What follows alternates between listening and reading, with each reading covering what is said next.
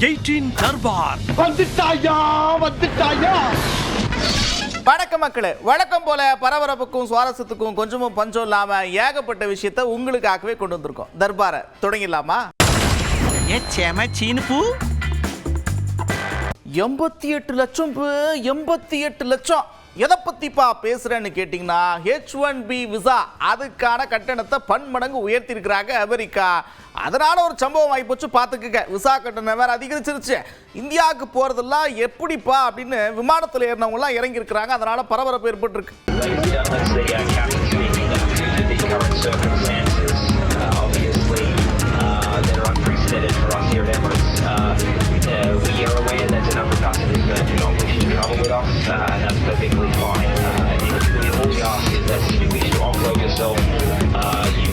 சும்மா சீறி பாஞ்சு தெறிக்க விட்டுருக்கிறாங்க இந்திய விமானப்படை. எங்கப்பான்னு கேட்டீங்கன்னா, ஹரியானால விமான சாகச நிகழ்ச்சி நடந்திருக்கு. பாருங்க.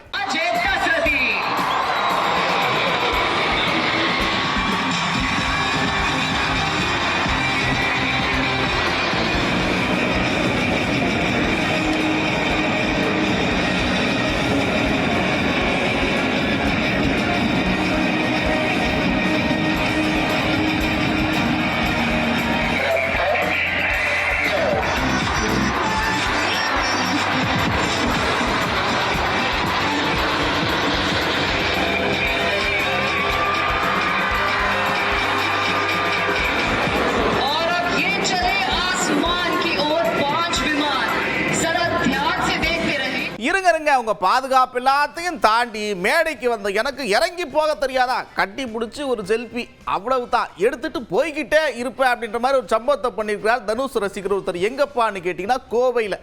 இன்னும் உண்மையா உங்களுக்காக உழைக்கணுங்கிற உணர்வு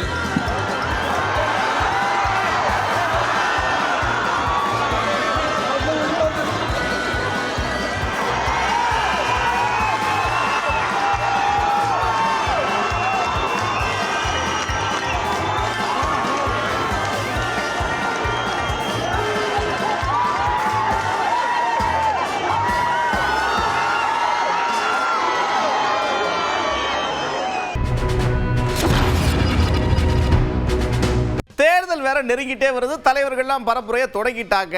என்னெல்லாம் புதுமையா இந்த பரப்புரையில செஞ்சா நல்லா இருக்கும் அப்படின்னு மக்கள் கிட்ட கேட்டிருக்கோம். மக்கள் பல விதமான கருத்துக்களை சொல்லியிருக்கிறாங்க. பார்ப்போமா? ஒரு பொதுக்கூட்ட இடம்னு ஒவ்வொரு ஊருக்கும் ஒவ்வொரு இடம் ஒதுக்கியிருப்பாங்க. அந்த மாதிரி இடத்துல அந்த பொதுக்கூட்டத்தை போட்டால் யாருக்கும் இடைஞ்சல் இருக்காது, ரோடு பிளாக் ஆகாது, ஆம்புலன்ஸு மற்ற வாகனங்களுக்கு இடைஞ்சல் இருக்காது, பொதுமக்களுக்கு இடைஞ்சல் இருக்காது. தமிழ்நாட்டுக்குள்ளே எங்கேயும் போகும்போது இந்த டைமுக்கு வரேன் இப்போ தான் வருவேன் அப்படின்ற கரெக்டான டைமை சொல்லிட்டாங்கன்னா, அப்போ பொதுமக்களும் அந்த டைமுக்கு கரெக்டாக வந்துடுவாங்க, கரெக்டாக போயிடுவாங்க. டிராஃபிக் எதுவும் பெருசாக இருக்காது. இவங்க முன்னாடியே வரேன்னு சொல்லிடுறாங்க, அந்த இடத்துல பொதுமக்கள் நிற்கிறாங்க, அப்புறம் 4 மணி நேரம் கழிச்சு வராங்க. டைம் லேட் ஆகும்போது அங்கே டிராஃபிக்கும் இருக்குது, பொதுமக்களான இடையூறும் இருக்குது. இப்போ வந்து தேர்தல் ஆரம்பிச்சிச்சு, பிரச்சாரம்லாம் ஆரம்பிச்சிச்சு. நிறைய பேர் 50 வாக்குறுதி 100 வாக்குறுதின்னு கொடுக்குறாங்க. அதை கொடுக்கறத கம்மியாக கொடுத்தாலும் கரெக்டாக இருக்கணும். எல்லாருக்கும் ஒன்றே செய்யணும். பிரச்சாரம் நடக்கிறது வந்து எங்களுக்கு எந்த டிஸ்டர்பன்ஸும் இல்லாமல், காலேஜ் ஸ்டூடெண்ட்ஸ், ஸ்கூல் ஸ்டூடெண்ட்ஸ்க்குலாம் எந்த பிரச்சனையும் இல்லாமல் நடக்கணும். ஆனால் கொடுக்குற வாக்குறுதி வந்து கரெக்டாக நிறைவேற்றினா ஓகே. வாக்குறுதியை நிறைவேற்ற முடியுமா? ஃபஸ்ட்டு பட்ஜெட் இருக்கா, நிதி இருக்கா, கவர்மெண்ட்டில் வந்து நிதி இருக்கா, நிறைவேற்றுற அளவுக்கு நிதி இருக்கா, மக்கள் வந்து திங்க் பண்ணி போட்டு போடணும். அடுத்தட்டு மக்களை போய் சென்றடைகிற மாதிரி பிரச்சாரம் பண்ணணும். அவங்க பீரியட்ல என்ன பண்ணிருக்காங்க சொல்லி ஓட்டு கேட்பாங்க. அது நல்ல விதமா இருந்ததுன்னா எல்லாருக்கும் பிடிச்சிருக்கும். பொதுவா நீங்க அதை செய்யறேன், நான் இதை செய்யறேன், அப்படி பண்றேன், இப்படி பண்றேன்னு கேட்கலாம். ஆனா ஒருத்தர் அசிங்கமா பேசக்கூடாது. அது வந்து எல்லாரும் வந்து குறைகளத்தையும் சொல்றாங்க வரைய அதோட இதை வந்து கரெக்டாக நல்லது பண்ணுறோம்ன்றதை யாரும் சொல்ல மாட்டாங்க. அதை வந்து அப்படி வந்து இதுதான் பண்ணுறேன்னு கரெக்டாக சொல்லியிருந்தாங்கன்னா மக்களுக்கு வந்து நல்ல முறையாக இருக்கும். முன்னாடிலாம் எலெக்ஷன் அப்போ பார்த்தீங்கன்னா ஒரு மாதம் 2 மாதம் அந்த ரேஞ்சில் தான் இருக்கும். ஆனால் இப்போ பார்த்தீங்கன்னா பரப்புரையே வந்து கிட்டத்தட்ட 1 வருஷத்துக்கு முன்னாடியே வந்து ஆரம்பிச்சிட்டாங்க. ஆனால் எல்லாருடைய அரசியல் கட்சிகளும் வந்து அவங்க வந்து இதை பண்ண போகிறேன், அதை பண்ண போகிறேன்னு எல்லாரும் குற்றச்சாட்டுகளோட வராங்க. ஆனால் அந்த பரப்புரையில் வந்து சொல்கிற விஷயங்களை சரியாக செய்ய மாட்டாங்க. எல்லாருமே உங்களோட கொள்கையான திட்டங்களை தெளிவாக சொல்லுங்கள். அப்பா இப்படி இல்லாமாப்பா பண்ணுவீங்க? பாவம்பா, வயசானவர்கிட்ட கூடவா உங்க வேலையை காட்டுவீங்க? கோயம்புத்தூர்ல அப்படி ஒரு சம்பவம் பார்த்துருக்குங்க. என்னன்னா, வயதான முதியவர் ஒருத்தர் நடந்துட்டு போயிட்டு இருக்கிறாரு. 2 பேர் வந்து செல்போனை களவாண்டு போயிருக்கிறாங்க.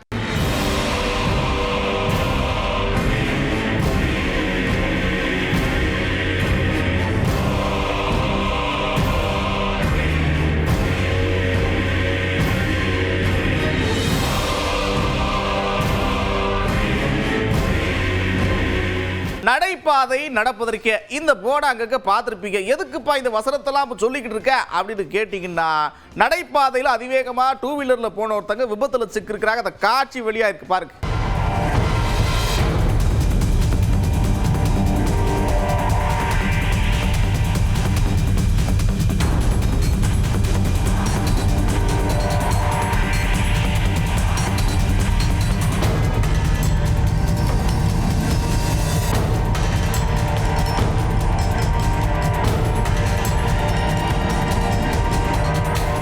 எப்பா மழைக்காலம் வேற தொடங்கிருச்சு, அங்கங்கே மழை பெஞ்சுக்கிட்டு இருக்கு. பழங்காலத்து மரங்கள் பக்கம்லாம் நிற்கக்கூடாது, கொஞ்சம் சூதானமாக இருந்துக்குங்க. எதுக்கு சொல்ல வரேன்னா, சென்னை பக்கம் அப்படித்தான் திடீர்னு ஒரு மரம் வந்து சாந்து கார் மேலே விழுந்திருக்கு, சேதாரமாகி போச்சு கார்.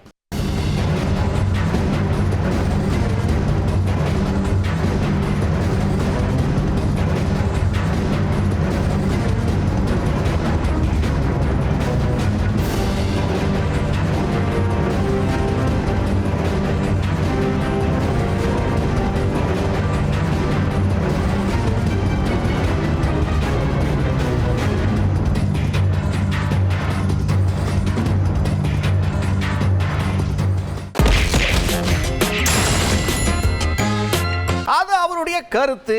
ஆனா மக்கள் கருத்து அது இல்லப்பா.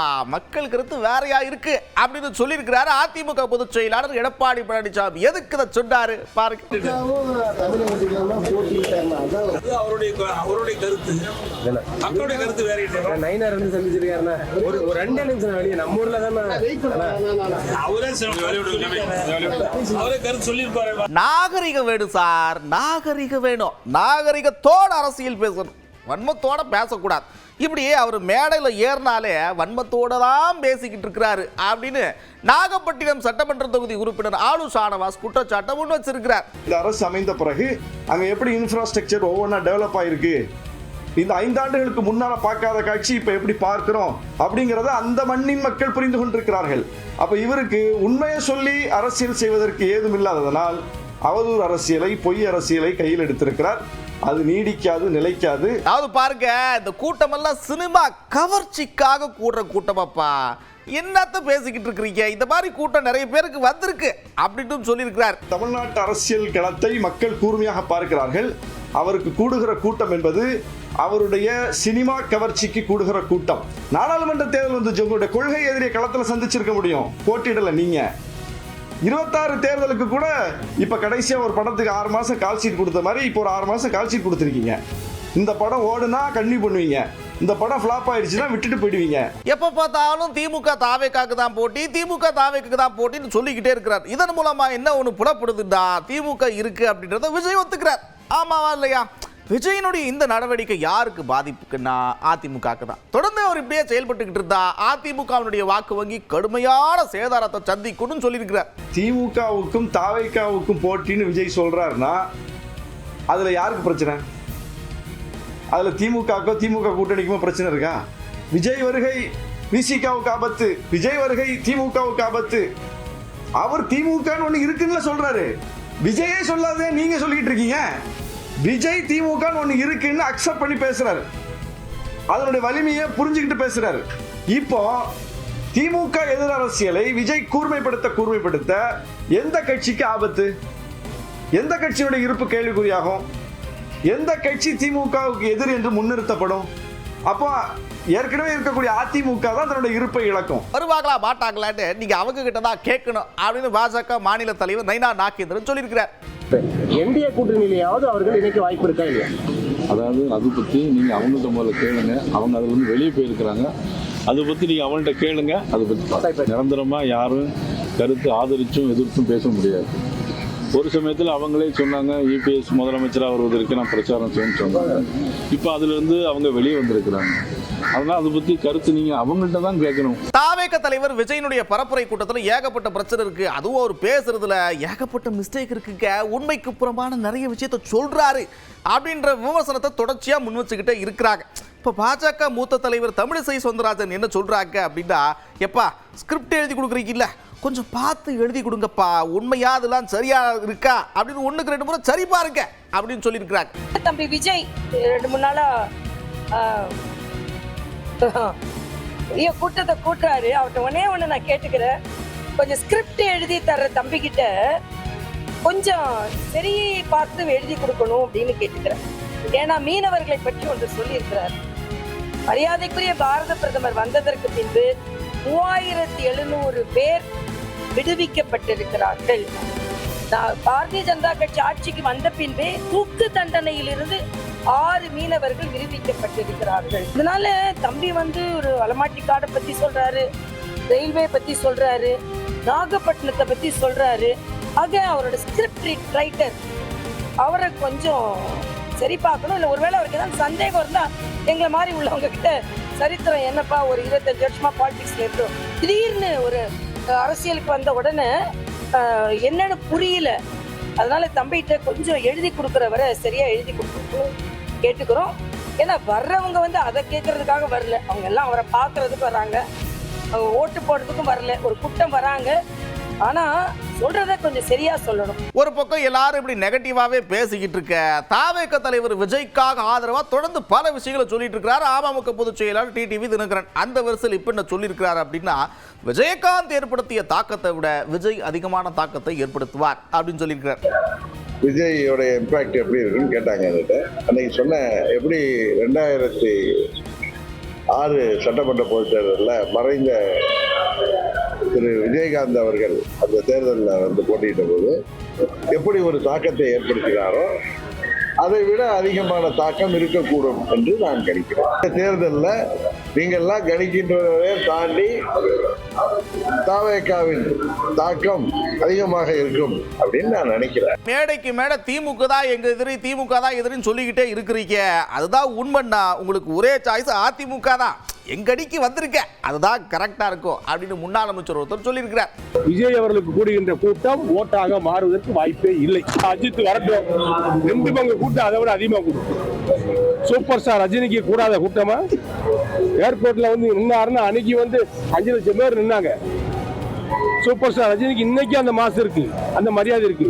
ஆகவே அவர்களை பார்ப்பது நானே வருவேன், நாங்க பார்ப்போம் எப்படி இருக்காங்க. திரையில பார்த்த நட்சத்திரங்கள் நிஜத்தில் பார்க்கிறவர்கள் எப்படி இருக்கார்கள் என்று பார்ப்போம். அதில் வித்தியாசமான ஒரு அணுகுமுறையோடு தான் விஜய் வருகிறார். ஆனால் அவர் தனித்து நின்று களம் இறங்கி ஜெயிப்போம் என்று சொல்வது என்பது இந்த காலத்தில் எந்த காலத்திலும் நடைபெறாத ஒரு ஆசை. ஆகவே விஜய் அவர்கள் நல்ல யோசனை செய்து அதிமுக கூட்டணிக்குத்தான் அவர் வர வேண்டும். அவர் திமுகவை முழுமையாக எதிர்ப்பது உண்மையாக இருந்தால், திமுக ஆட்சியை தூக்கி எறிவேன் என்று அவர் சொல்வது உண்மையாக இருந்தால், திராவிட முன்னேற்ற கழகத்துடைய ஆட்சியை தமிழக அரசியலிருந்து விரட்டுவேன் அகற்றுவேன் என்று சொல்வது உண்மையாக இருந்தால் அவர் அதிமுகவுடைய கூட்டணியை தான் நாடி வர வேண்டும். கூட்டத்தை வச்செல்லாம் ஓட்டு போட்டுருவாங்கன்னு நம்ப முடியாது.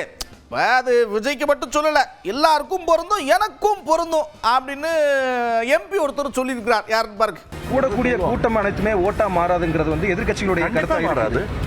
அது எல்லா தலைவர்களுக்கும் பொருந்தும். விஜய்க்கும் அது பொருந்துமா? எல்லா தலைவர்களுக்கும் பொருந்தும்னா விஜய் தனியா அப்படி நம்ம ஒதுக்க முடியும்.